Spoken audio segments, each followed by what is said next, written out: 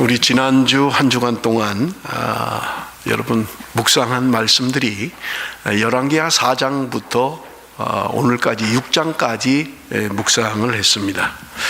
여러분 우리가 열왕기하를 좀 정리를 하면 1장에 아람 왕이 죽고 그의 아들 아하시아가 왕이 되는 사건부터 시작합니다.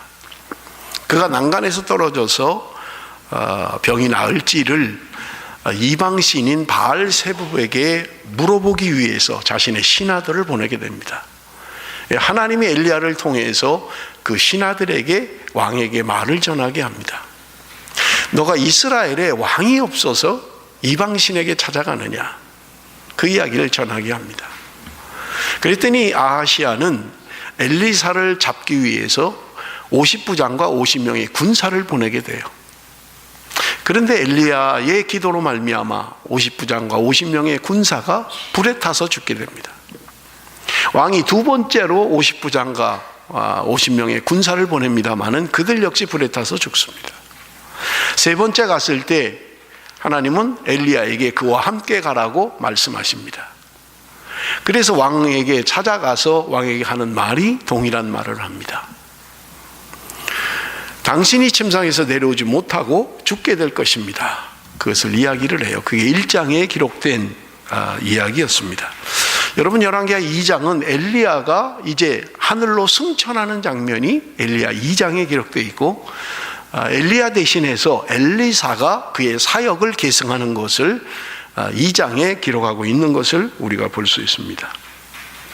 2장의 말미에는 엘리사가 능력을 발휘하는데 땅은 좋은데 물이 안 좋아서 열매를 맺지 못하는 곳에 엘리사가 소금을 가지고 물구멍에 뿌리니까 물이 치료가 되어서 열매를 맺는다라고 하는 것이 2장의 이야기였던 것입니다.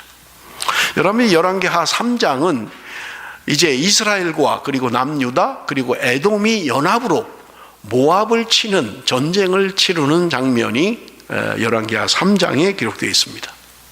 그리고 여러분 4장은 우리가 이번 주에 묵상한 말씀들인데요, 1절부터 7절까지는 선지 생도가 죽게 됩니다.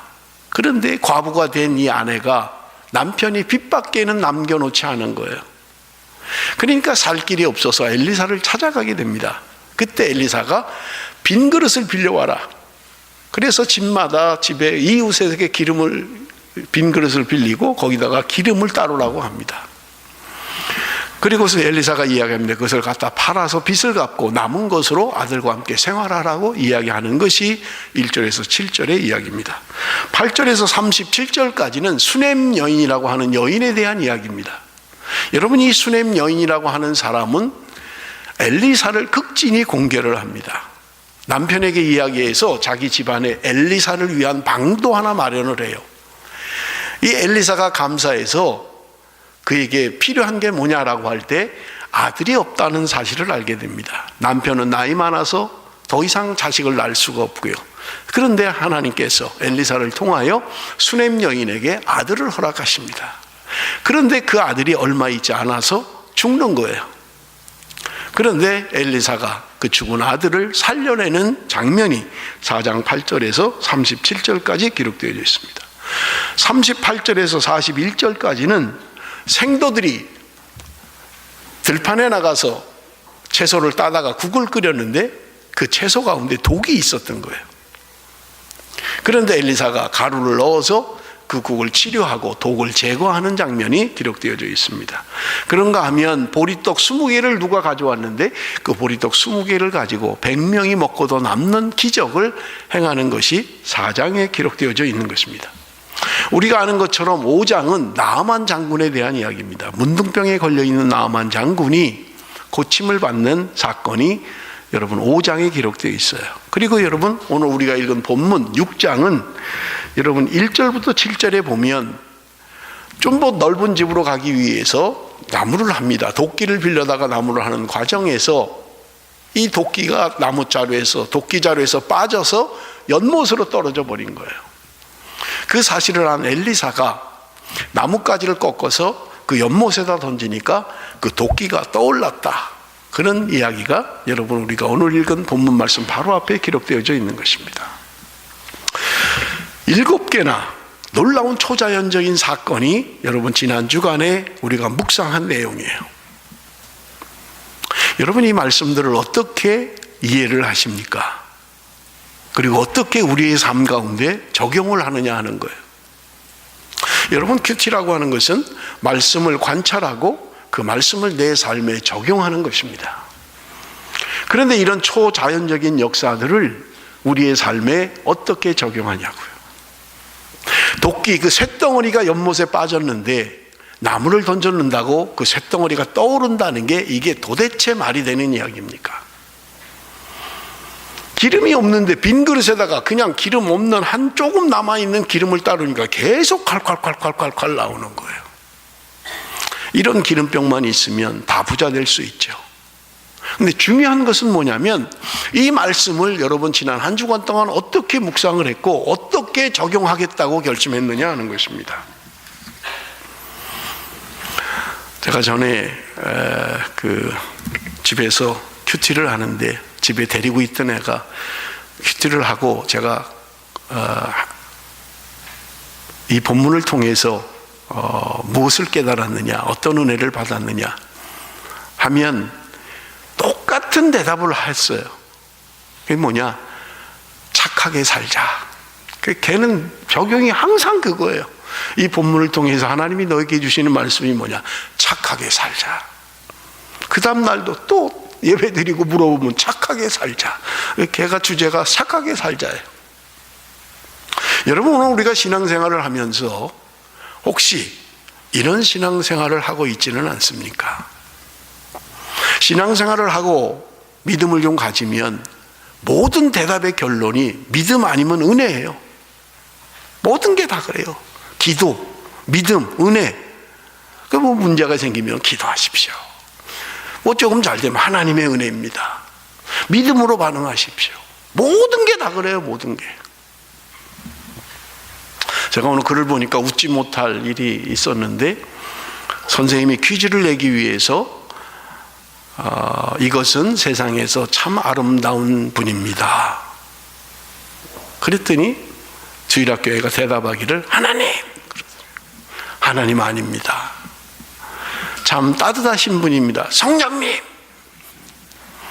아닙니다.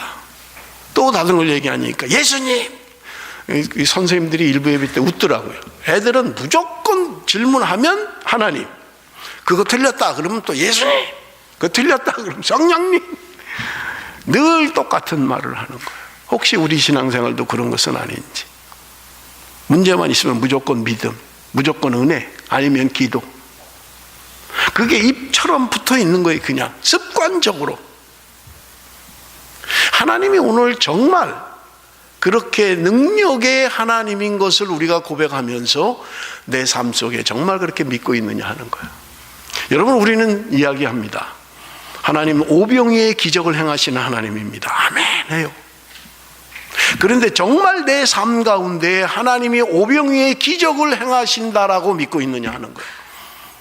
죽은 나사로를 살리신 하나님 찬양합니다. 능력의 하나님 경배해요. 그런데 정말 우리는 우리의 삶 가운데 그 하나님을 신뢰하고 믿고 있느냐 하는 것입니다. 여러분 지난 그 열왕기하를 제가 시작할 때 말씀을 드렸죠. 열왕기서와 역대서가 거의 같은 내용인데 열왕기서와 역대기는 관점의 차이가 있다고 말씀을 드렸어요. 그래서 열왕기서는 선지자적 관점을 가지고 기록한 것이 열왕기서다 그렇게 말씀을 드렸고요. 역대서는 제사장적 관점을 가지고 기록한 게 역대서다 그렇게 말씀을 드렸어요. 무슨 말이냐면 열왕기서의 주제는 심판이라고 말씀을 드렸던 거예요.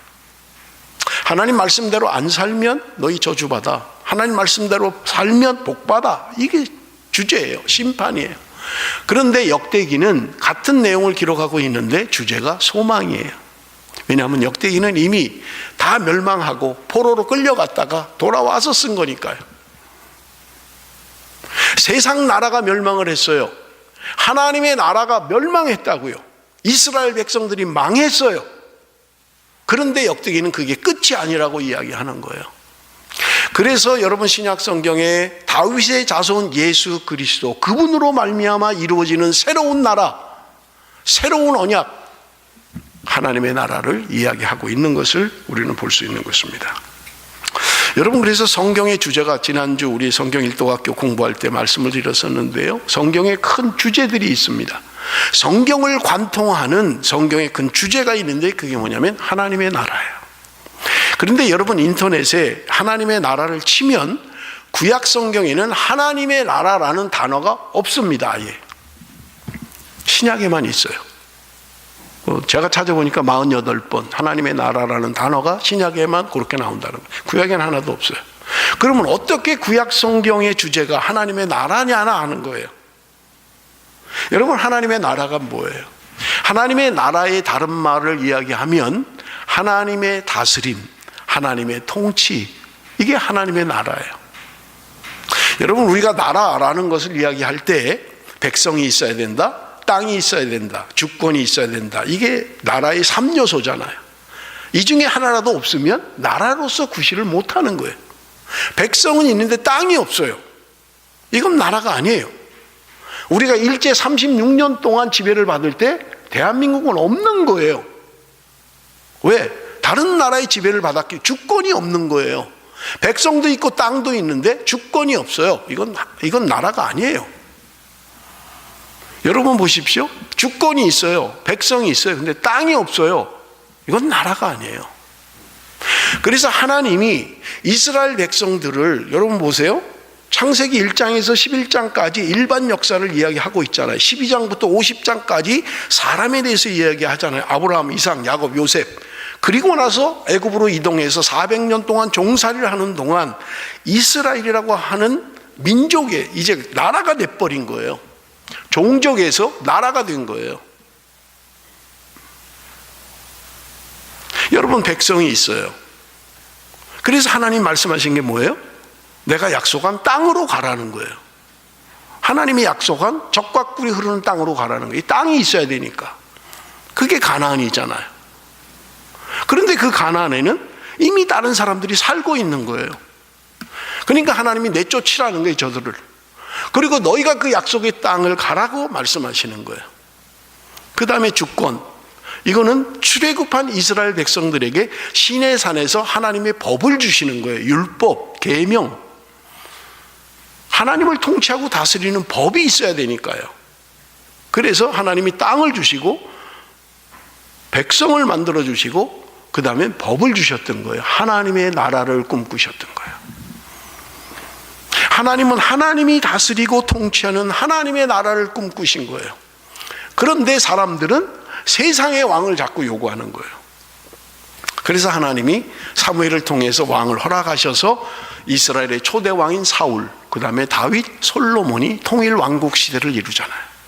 솔로몬 이후에 나라가 남북으로 갈려져서 여러분, 이스라엘은 분열 왕국 시대를 겪게 됩니다. 그리고 북이스라엘은 721년에, 남왕국은 여러분 586년에 나라가 멸망해 버리는 거예요. 사람의 나라, 사람에 의해서 통치되고 다스리는 그 나라는 멸망해 버리고 말았다라고 하는 성경의 분명한 말씀인 것을 우리는 볼 수 있습니다. 사랑하는 성도 여러분, 성경이 도도하게 흘러가는 주제가 뭘까요? 여러분, 이스라엘 백성들은 왕을 갖게 된 게 언제냐? 여러분, 사울 왕이 처음 초대 왕이었어요.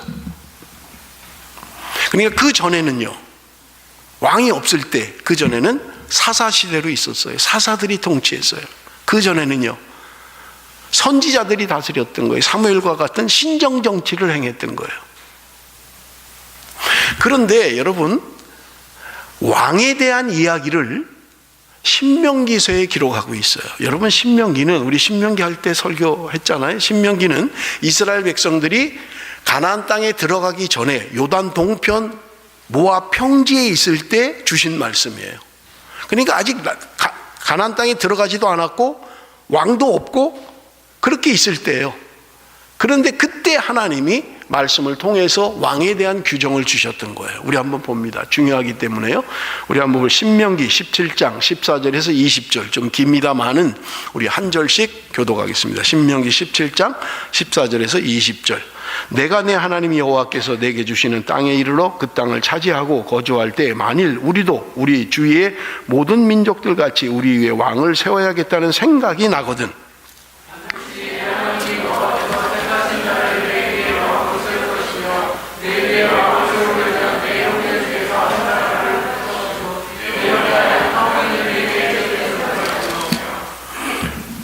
그는 병마를 많이 두지 말 것이요 병마를 많이 얻으려고 그 백성을 애굽으로 들어가게 하지 말 것이니 이는 여호와께서 너희에게 이르시기를 너희가 이후에는 그 길로 다시 들어가지 말 것이라 하셨음이며 그에게 아내를 많이고 그의 마음이 미혹되게 하지 말 것이며 자기를 위하여 금을 많이 쌓지 말 것이니라. 그가 왕위에 오르거든 이 율법서의 등사본을 레위 사람 제사장 앞에 책에 기록하여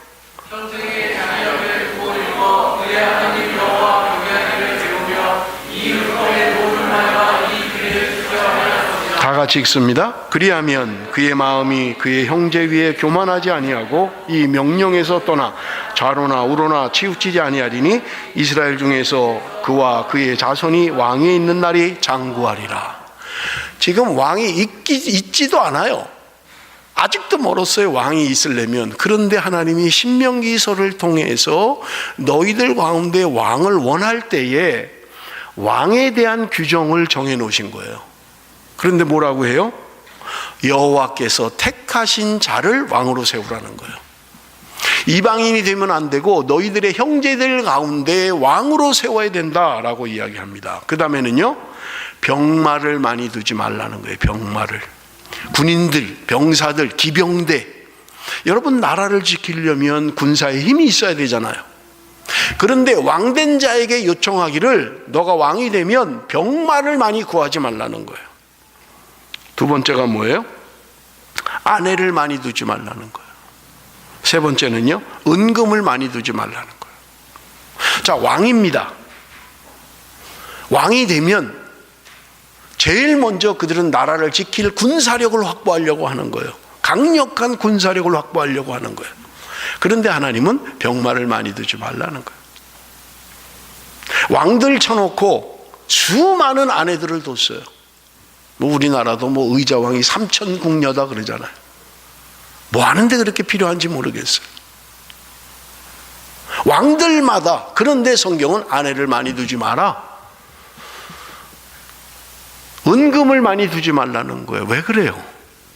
하나님 의지하지 않으니까. 내가 재력이 있으면 하나님 의지하지 않는 거예요. 내가 군사력이 많으면 하나님 의지하지 않는 거예요. 그래서 하나님이 경계했던 게 뭐예요? 인구조사하지 말라고 하는 거예요. 인구조사하지 말라고. 와, 우리 군사력이 100만이야 100만. 뭐 얼마든지 지킬 수 있어. 어떤 적이 쳐들어와서 지킬 수 있는 거예요.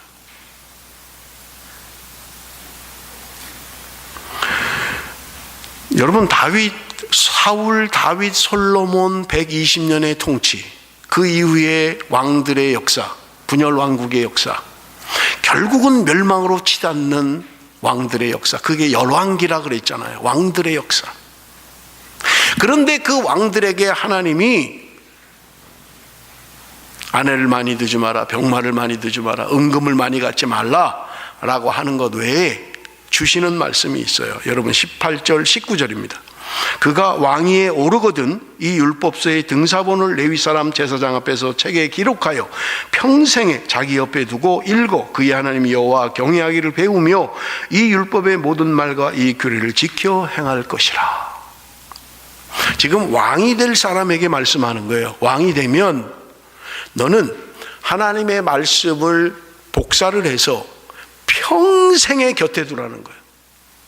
그래서 수시로 말씀을 읽어서 하나님 경외하는 걸 배우라는 거예요. 하나님의 말씀대로 순종하고 살라는 거예요. 왜 그렇습니까? 여러분, 왕이라고 하는 것은 하나님이 아니라는 거예요. 대리자일 뿐이라는 거예요. 그래서 그는 하나님의 말씀을 늘 옆에 두고 배우고 읽고 깨달아서 하나님의 백성들과 함께 하나님 경외하는 법을 배워야 된다는 거예요. 여러분, 구약 성경의 많은 왕들을 보세요. 괜찮은 다윗의 길로 갔던 많은 왕들은 반드시 백성들에게 하나님의 말씀을 가르치려고 했어요. 그래서 에스라가 그 바벨론의 모든 권세와 명예와 직위를 다 포기하고 자기의 고국으로 돌아와서 하려고 했던 게 뭐예요? 학사 겸 제사장이었던 그 에스라가 자기 백성들에게 하나님의 말씀을 가르치기 위해서 다 포기하고 돌아왔던 거예요. 이스라엘 백성들은 왕이 되었든 평범한 농부가 되었든 그들은 반드시 하나님의 말씀을 배워야 하고 하나님의 말씀이 자신들의 삶의 기준이어야 된다는 거예요. 하나님이 그것을 깨닫게 하기 위해서 많은 사람들에게 하나님의 말씀을 가까이 둬라, 왕된 자에게도 요구하는 거예요. 하나님의 말씀을 늘 가까이 평생 동안 두어서 그것을 익히고 깨닫고 그래서 삶 가운데 그렇게 살아야 된다고 이야기하는 거예요. 오늘날 우리의 지도자들 하나님을 두려워하는 사람들이어야 해요. 그러나 우리 한국의 역사가 보여주고 있잖아요. 우리는 믿는 사람도 대통령을 해봤어요. 안 믿는 사람도 대통령을 해봤어요. 정말 하나님을 두려워하는 사람, 그래서 내가 대리인인 것을 깨닫는 사람, 하나님의 말씀 앞에 겸허히 하나님을 경외하는 법을 아는 사람, 그런 지도자가 있어야 된다는 거예요. 여러분, 우리가 이스라엘의 역사를 보면 여러분 창세기 1장에서 11장까지가 사건이에요. 창조, 타락, 홍수, 바벨탑, 이 11장까지 12장부터 새로운 역사가 시작되는데 아브라함을 하나님이 부르시는 것부터 나와요. 그의 고향에서 하나님이 부르셔서 약속의 땅으로 가게 하시는 거예요. 그리고 나서 아브라함, 이삭, 야곱, 요셉으로 이어지잖아요. 하나님이 아브라함을 부르시면서 약속하시죠. 내가 너를 모든 민족 위에 뛰어난 민족을 되게 할 것이다. 내 자손이 바다의 모래처럼 많게 할 것이다. 내가 너를 축복의 통로로 사용할 것이다. 그래서 우리가 그런 찬양을 많이 하잖아요. 축복의 통로. 하나님, 내가 축복의 통로가 되기를 원합니다. 아브라함과 같이 축복의 통로가 되기를 원합니다. 여러분, 하나님이 부르셨어요. 하나님의 부르신 아브라함의 부르심에는요 조건이 없습니다. 그래서 은혜 언약이라고 말씀을 드렸던 거예요. 행위 언약이 아니에요. 네가 이렇게 하면 내가 너에게 복을 줄게, 그렇게 하시지 않았어요.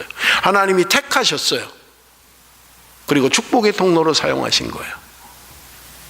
너가 밟는 땅, 네가 한번 동서남북으로 행하여 봐라. 내가 밟는 땅을 너에게 다 줄 것이다. 롯과 헤어질 때 하나님이 말씀하셨잖아요. 그렇게 부르신 그 아브라함, 그래서 우리의 신앙의 기준이 되고 우리의 모델이 되고 그렇게 살기를 소원하는 그 아브라함. 근데 하나님이 정작 그에게 원하셨던 것은 무엇이었을까요?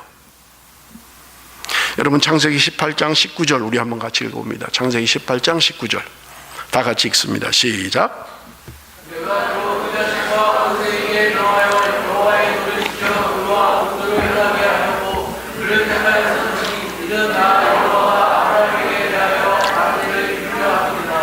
내가 그로 그 자식과 권속에게 명하여 여호와의 도를 지켜 의와 공도를 행하게 하려고 그를 택하셨나니 이는 나 여호와가 아브라함에게 대하여 말한 일을 이루려 하십니다. 하나님이 아브라함을 택하신 이유가 뭐냐?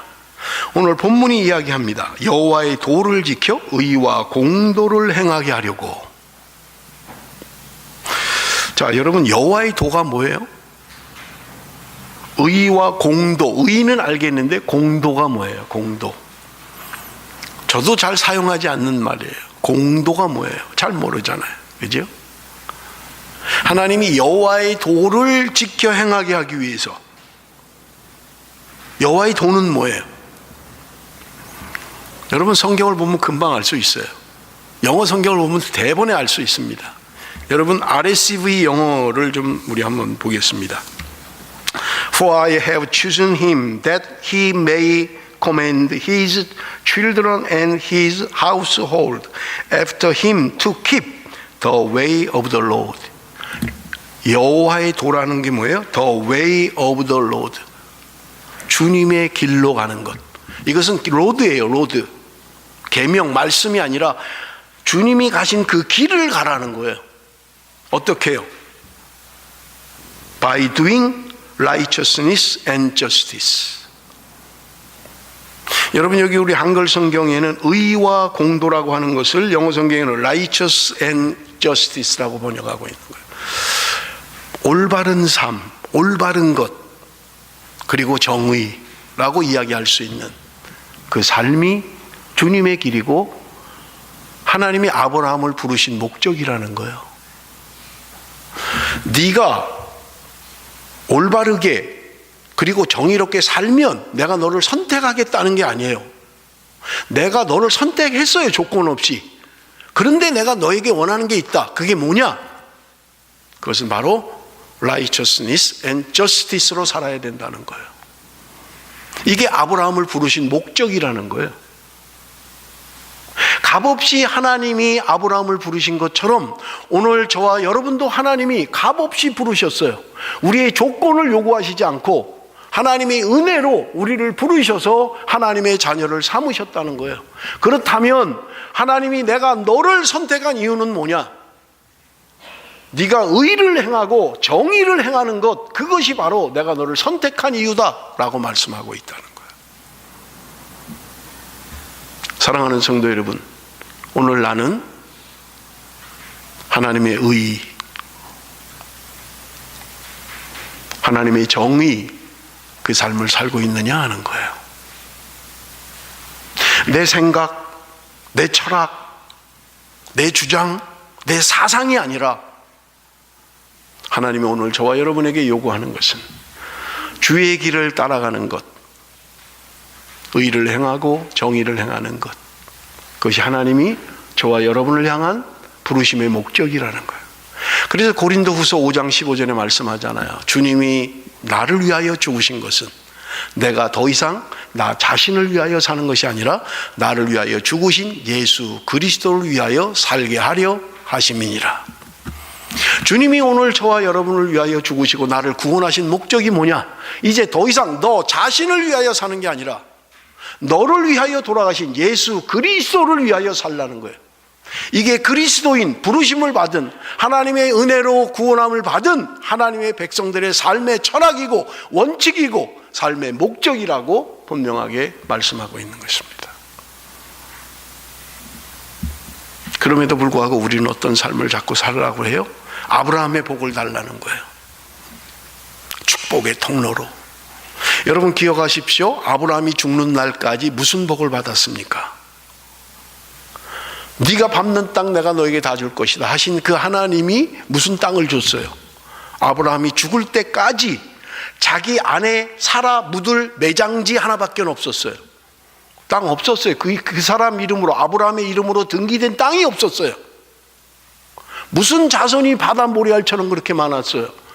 여러분, 아브라함, 이삭, 야곱, 그리고 요셉 때 애굽으로 내려갈 때 75명밖에 안 됐는데 해봐야 그것도 아브라함 때가 아니고 이삭, 그 다음에 야곱, 요셉, 그때 75명밖에 안 됐다고요. 근데 무슨 모래알처럼 많았고 무슨 밟는 땅 다 주고 뭘 그렇게 했다는 거예요. 그런데 히브리서는 이야기하고 있는 거예요. 아브라함이 바랄 수 없는 중에 바라보았다는 거예요. 이 땅의 것이 아닌 하늘의 소망을 두고 산 아브라함이라고 말씀하고 있는 거예요. 여러분, 오늘 우리는 어떻습니까? 나는 신앙의 복이라는 것을 어떻게 생각하고 있습니까? 아니, 예수를 왜 믿습니까? 라고 한다면 여러분 뭐라고 대답하실 거예요? 그저 넓은 땅 차지하고 사업 잘 되고 자식 잘 되고 건강하고, 그게 오늘 우리의 복의 내용이고 우리가 원하는 것이 아니냐는 거예요. 하나님은 아브라함을 부르시면서도 그런 것을 이야기한 게 아니었다는 거예요. 네가 의로운 삶을 사는 것, 네가 정의로운 삶을 사는 것, 그것이 내가 너를 부르신 부름의 목적이야 라고 하나님 오늘 말씀하고 있는 것입니다. 여러분, 이게 성경에 흐르는 중요한 흐름들이에요. 이걸 가지고 성경을 읽어야 해석이 되는 거예요. 그렇지 않으면 말씀드린 것처럼 지난주에 7가지 초자연적인 기적의 역사, 이거 어떻게 이해하시냐고요? 어떻게 적용하고요? 오늘 이 본문의 말씀을 통해서 하나님이 나에게 주시는 말씀은 뭔가, 나에게 무엇을 깨닫게 하시기 위한 건가를 생각해야 된다는 거예요. 도끼자루가, 도끼가 빠져서 연못에 빠지면 나뭇가지 꺾어갖고 던지고 주여 떠오를 줄로 믿습니다. 되나요? 돼요?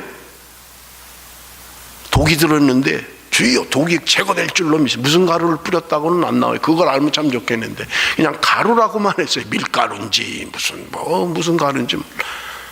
그럼 오늘 우리의 신앙에 어떻게 적용하고 어떻게 받아들이고 내가 어떻게 해석을 하겠냐는 거예요.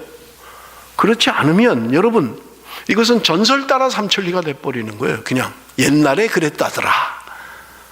엘리사 때에 그런 일도 있었대. 지금은 말고. 이렇게밖에 할 수 없잖아요. 아니면 정말 여러분이 이 말씀을 내 삶 가운데 적용이 가능한가요? 그걸 본문이 우리에게 말씀하고 있는 걸까요? 신비주의자들이 이걸 가지고 그러겠죠. 봐라, 다 알지 않느냐, 다 하지 않느냐, 하나님 능력이 하나님이다 하실 수 있겠죠. 정말 이 본문의 말씀이 우리에게 주는 교훈이 그거냐는 거예요. 여러분, 오늘 우리의 본문의 말씀이 뭐예요? 엘리사가 아람 왕이 이스라엘을 쳐들어가려고 하는데 왕의 침실에서 하는 얘기까지 다 알고 있다는 거 아니에요? 얼마나 무서운 이야기예요. 누군가 내가 침대에서 아내와 그냥 하는 비밀의 얘기를 누군가 알고 있는 게 무섭잖아요. 이걸 어떻게 적용해요? 여러분, 8절 말씀 우리 한번 읽어봅니다. 8절 말씀 다 같이 읽습니다. 8절 다 같이 시작. 그때 아람 왕이 이스라엘과 더불어 싸우며 그의 신복들과 의논하여 이르기를 우리가 아무데 진을 치리라 하였더니, 내용은 그런 거예요. 아람의 군대가 이스라엘 공격하기 위해서 작전회의를 여는 거예요. 일로 공격해서 이렇게 쳐들어가면 된다. 그런데 그걸 할 때마다 엘리사가 다 알고 있는 거예요. 그래서 왕에게 얘기해서 이스라엘이 다 방비를 하는 거예요. 그러니까 왕이 이상하게 생각한 거예요. 아니, 이 비밀스럽게 주요 지휘관, 전군 지휘관 회의를 하고 있는데 이 사실을 어떻게 적군이 아냐 이거예요. 그러니까 분명히 너희들 가운데 간첩이 있는 거 아니냐, 첩자가 있다. 그렇지 않고서는 어떻게 이렇게 알 수가 있느냐 이스라엘이 하니까 그 중에 한 명이 이야기하는 거예요. 왕이시여, 첩자가 있는 게 아니라 이스라엘에 엘리사라는 선지자가 있는데 그가 당신이 침대에서 하는 말도 다 알고 있습니다. 환장을 노리시잖아요. 그러니까 아람 왕이 잡아와라, 군대를 파병하는 거예요. 여러분, 아람이라는 나라, 지난 철야 때 제가 지도를 보여드리고 설명을 했습니다마는 아람이라고 하는 나라는 성경에 이스라엘을 괴롭히는 나라들 가운데 1번, 2번이 블레셋과 아람이에요. 참 힘들게 하는 나라예요. 근데 이 아람이라고 하는 나라는 여러분 지금 시리아입니다. 시리아. 지금 시리아예요. 그리고 여러분 그 시리아의 수도가 다마스커스예요. 지금도 이름이 다마스커스예요. 그런데 성경에서는 다메섹 이렇게 나오는 거예요. 근데 이 아람이란 나라가 이스라엘의 북쪽 지역에 붙어 있는 나라예요. 강대한 나라입니다. 메소포타미아, 티그리스 강, 메소포타미아하고 이스라엘 사이에 차지하고 있는 강대한 나라입니다. 그런데 여기 출신이 누구냐?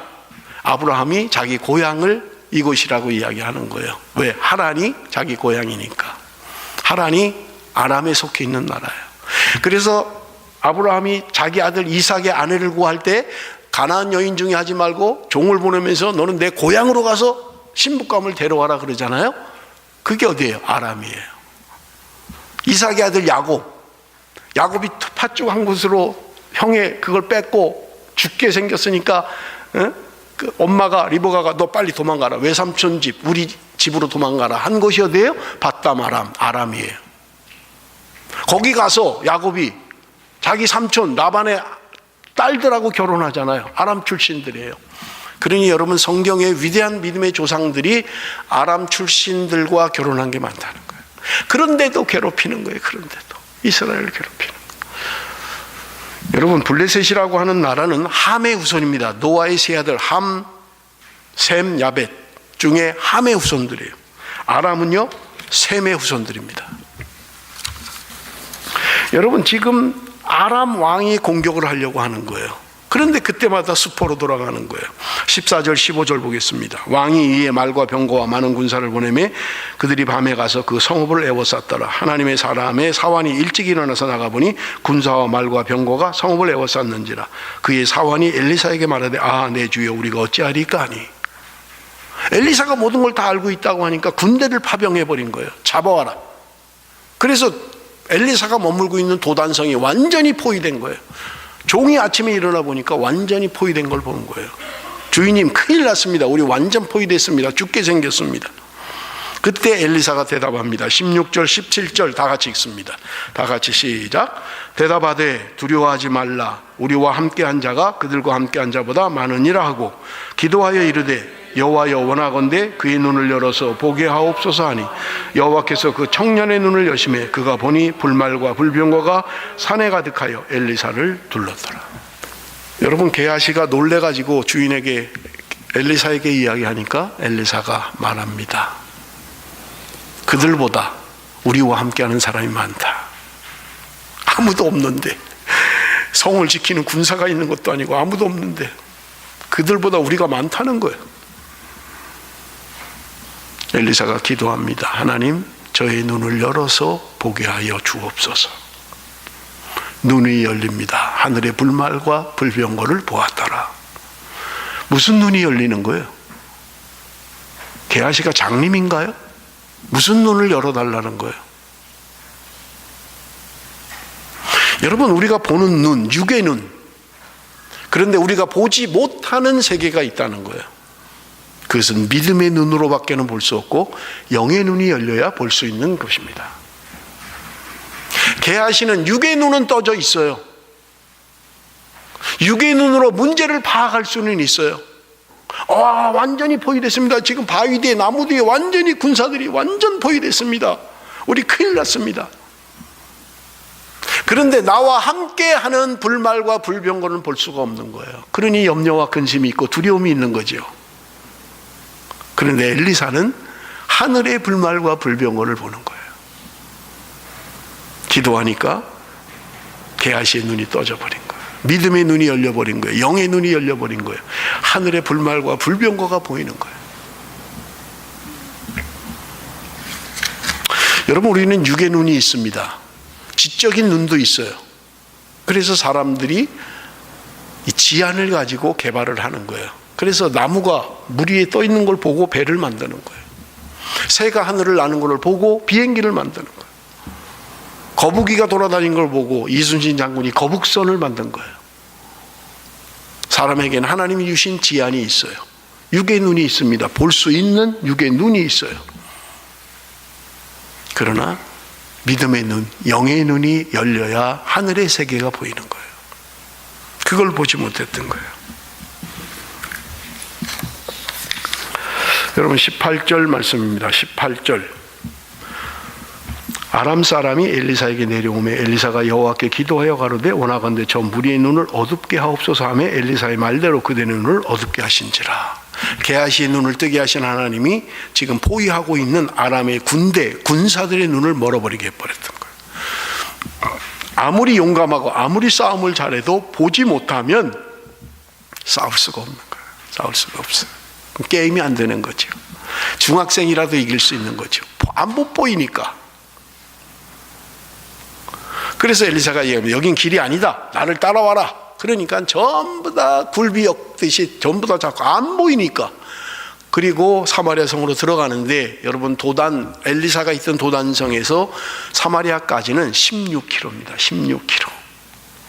그것도 평탄한 평지가 아니에요. 산지길로 가야 돼요. 꾸불꾸불하고 산지길로 16km를 지금 전부 다 붙잡고 덜덜덜 떨면서 끌려가는 거예요. 어디가 어딘지도 모르고, 길이라니까 거기가 길인지 알고, 맨 앞에 사람이 지금 엘리사 손잡고 따라가니까 그냥 다 따라가는 거예요. 16km를 그러고 가는 거예요.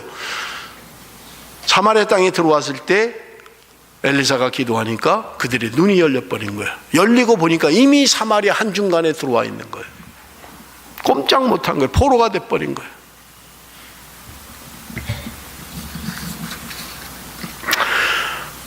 지금 이스라엘의 왕이 엘리사에게 이야기합니다. 저들을 죽여버릴까요? 저들을 칠까요?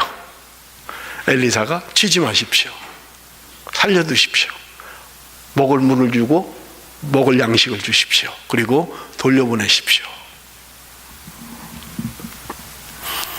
여러분, 이스라엘 입장에서, 이스라엘 왕의 입장에서 아람이 늘 괴롭히고 공격하고 그 다음에 또 공격하잖아요.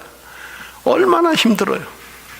저것들 기회다. 이제 그냥 들어왔는데 포로인데 아무것도 없고 무방비 상태인데 죽여버리면 죽는 거예요, 그냥. 그런데 죽이지 말라는 거예요. 돌려보내라는 거예요.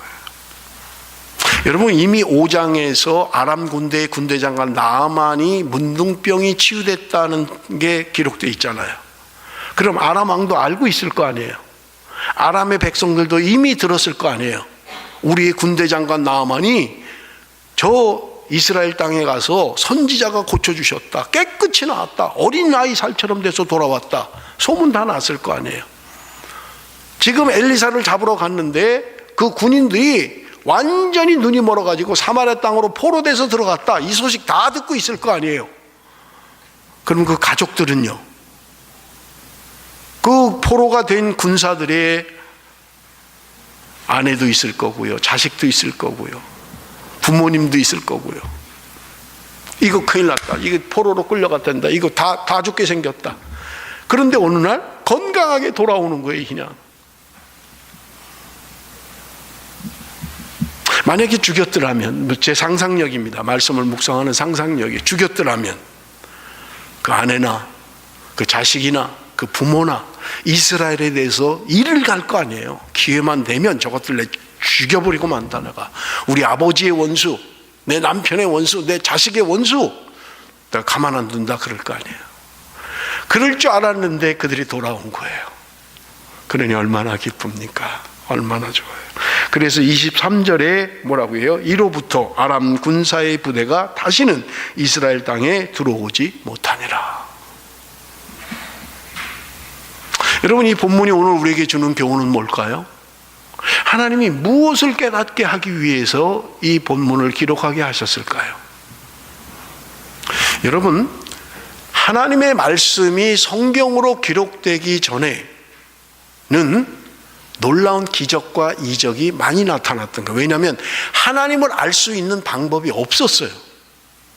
그러니까 하나님의 사람들을 통해서 하나님의 기적을 행함으로 말미암아, 우와, 하나님은 홍해도 건너네, 요단강도 건너게 하신 하나님이네, 죽은 자도 살리는 하나님이네, 아이고, 야, 무서운 하나님이네, 능력의 하나님이네, 전능하신 하나님이네, 알 수 있었던 거예요.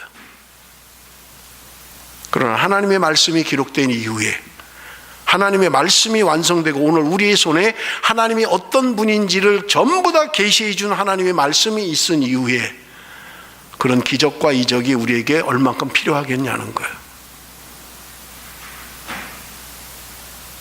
또 하나는, 여러분 말씀드린 것처럼 이스라엘이라고 하는 나라가 왕의 지배를 받으면서 그들이 행한 것들을 보십시오. 하나님의 말씀을 가까이 두고 하나님을 경외하며 하나님 말씀대로 순종하고 다스리는 왕이 누가 있었습니까? 겨우 한다는 게 우리가 다윗이잖아요. 다윗. 그런데 다윗, 그도 그렇게 뭐 대단한 게 할 거 없잖아요. 자기 욕심 때문에 자기 부하 죽였고, 부하의 아내 강간했고, 뭐 그런 인간 아니에요. 뭐 그나마 그래도 괜찮아서 우리가 다윗을 칭송하지만 뭐가 그렇게 자신 있냐고요? 뭐 그렇게 내놓을 게 있어요? 인간의 왕들이 보여준 모습들이 도대체 무엇이었냐고요? 지금 이 상황에서 그들은 우상 숭배하고 하나님을 경외하고 하나님을 따라 살아야 될 그들이 다 떠난 거예요. 하나님이 오늘 우리에게 보여주시고 싶은 것은 뭐냐? 너희들이 눈 멀었어 지금. 여러분, 요한계시록에 나오는 7교회 가운데 마지막 교회인 라오디게아 교회를 향하여 말씀하시잖아요. 그들은 잘 살았어요. 눈 고치는 약도 있었어요. 유명한 모피가 나오는 곳이에요. 교회가 부자예요. 돈 많아요. 그러니까 교회 오면 전부 다 호랑이 모피, 무슨 뭐 여우 모피, 멋있는 것들이 입고 오는 거예요. 그것도 주일마다 갈아가면서 막 칼라로 막 그냥 뭐 눈에 문제가 있으면 안약만 넣으면 고치는 거예요, 다. 그런데 주님이 말씀하시는 게 뭐예요? 너희들 잘 입고 다닌다고? 니네 헐벗고 다녀. 니네 잘 본다고? 니네 눈 멀었어. 니네 부족함이 없다고? 내가 볼 땐 가려내 너희들. 이게 하나님의 진단이었고 심판이었어요. 나는 잘 먹고 다녀요. 잘 살아요. 좋은 차 타고 다니고요. 좋은 옷 입고 다니고요. 괜찮아요. 그런데 하나님은 말씀하시는 거예요. 너가 너를 모르는구나. 넌 병들었어. 너 눈 멀었어. 너 헐벗었어. 너 굶주리고 다녀. 뭘 말하는 걸까요? 오늘 내가 입는 옷, 내가 먹는 밥, 내가 타고 다니는 차를 말하는 게 아니잖아요. 이스라엘 백성들이 유괴로는 떴는데 문제는 볼 줄 아는데 문제 넘어 역사하시는 하나님을 보지 못하는 거예요. 너희들이 하나님을 경외해야 된다는데 하나님을 경외할 줄을 모르는 거예요. 그들은 거기 멈춰 있는 거예요. 육의 눈의 문제에 멈춰 있는 거예요. 눈에 보이지 않는 것을 인정하지 않는 거예요. 그들이 하나님을 어떻게 인도했고 어떻게 먹였고 하나님이 어떻게 너희들을 지키고 눈동자처럼 너희들을 지키시는 그 하나님을 내가 알지 못하느냐? 하나님은 그것을 말씀하고 싶으신 거예요. 오늘 우리가 이 말씀을 통해서 적용하고 받아들인다면 여러분, 나는 어떻게 살고 있습니까? 말은 입만 열면 믿음, 입만 열면 은혜, 입만 열면 기도, 입만 열면 하나님 하는데 내 삶에는 정작 하나님을 높이고 하나님을 인정하는 삶을 살지 않는, 그저 상식 수준에 머물러 있는, 혹시 그런 신앙생활을 하고 있지는 않습니까? 그래서 내가 행하는 것과 안 믿는 사람이 행하는 것과 별반 차이가 없는, 오늘 우리는 하나님을 왕으로 모시고 하나님의 다스림과 하나님의 통치를 경험하며 살아가는 그 하나님의 나라, 왕 되신 그 하나님, 그렇게 살아가고 있느냐 하는 거예요. 사랑하는 성도 여러분, 말씀을 맺겠습니다. 하나님은 오늘도 살아계십니다. 아멘? 아멘 하셔야 돼요. 하나님은 역사하십니다. 오늘 하나님의 능력이, 하나님의 은혜가, 그 하나님의 기적적인 역사가 오늘 우리의 삶 가운데 이루어지기 위해서는 하나님을 높이는 삶을 살아야 돼요. 왕이신 나의 하나님, 내가 주를 높이며 영원히. 오늘 우리의 삶이 하나님을 높이는 삶. 엘리사가 능력이 아니에요. 엘리사에 집중하지 마세요. 사람 집중할 거 없어요. 엘리야는 비가 오지 않게 했던 사람이에요. 3년 6개월 동안 비 안 올 때, 기도할 때 비가 왔어요. 그런데 성경이 말하는 게 뭐예요? 엘리야는 우리와 성정이 같은 사람이다. 그거 대단한 거 아니라는 거예요. 그거. 왜냐하면 엘리야가 아니라 엘리야의 하나님이 능력이 있으니까. 엘리사가 중요한 게 아니라 엘리사의 하나님이 능력이 하나님이니까. 오늘 내가 중요한 게 아니라 나의 하나님이 능력이 하나님이니까. 여러분, 그 삶을 보여주고 나타내고 증거로 헤어줄게. 오늘 우리의 삶 가운데 하나님의 의와 공의를 행하며 하나님의 법도를 따라서 하나님의 길을 따라서 가는 하나님의 백성들, 오늘도 그들 가운데 하나님이 지키시고 보호하시고 눈동자처럼 함께 하시겠다고 말씀하고 있는 것입니다. 기도하겠습니다.